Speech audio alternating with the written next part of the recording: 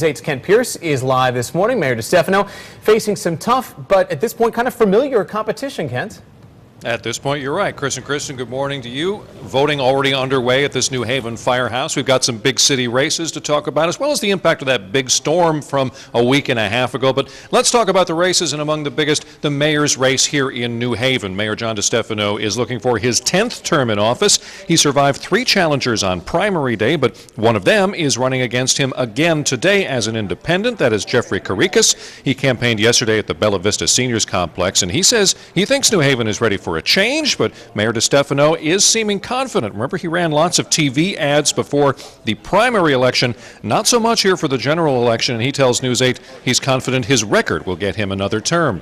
In Bridgeport, Mayor Bill Finch also faced a primary opponent, but she's not running against him in the general election here. Instead, he faces 2 new opponents. One is Republican Rick Torres, not really a new opponent, I guess. He's run for mayor unsuccessfully in the past. The other opponent in Bridgeport, Jeff Kohut, a community organizer, teacher, and former legislative aide in Hartford. He is running as a petitioning candidate. Now, tonight, News 8's going to have complete coverage of those races and many, many more, so be sure to watch that, and be sure to get out and vote. Beautiful weather today. No excuse not to head to the polls and do your civic duty. I'm Kent Pierce, live in New Haven. Back to you.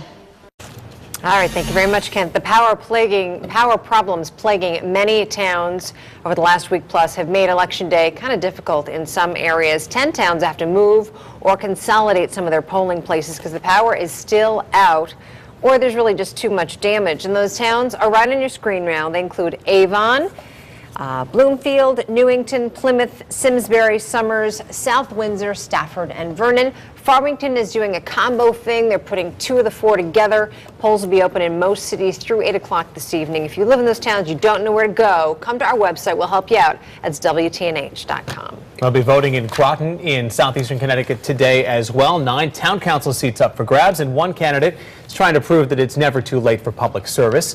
George Swift is 93 years old. He's a dedicated Army veteran who now spends his time coordinating drivers who take cancer patients to and from their appointments. Now he's also a candidate for Groton Town Council. The Democrat says he just couldn't refuse when someone asked him to run. I don't know how to say no. They asked me if I would, and I said, well, yeah, I don't mind. I can do it. I don't have anything else to do. So why not throw this into the mix as well? If elected, he says he wants to continue to work on the Fort Hill neighborhood.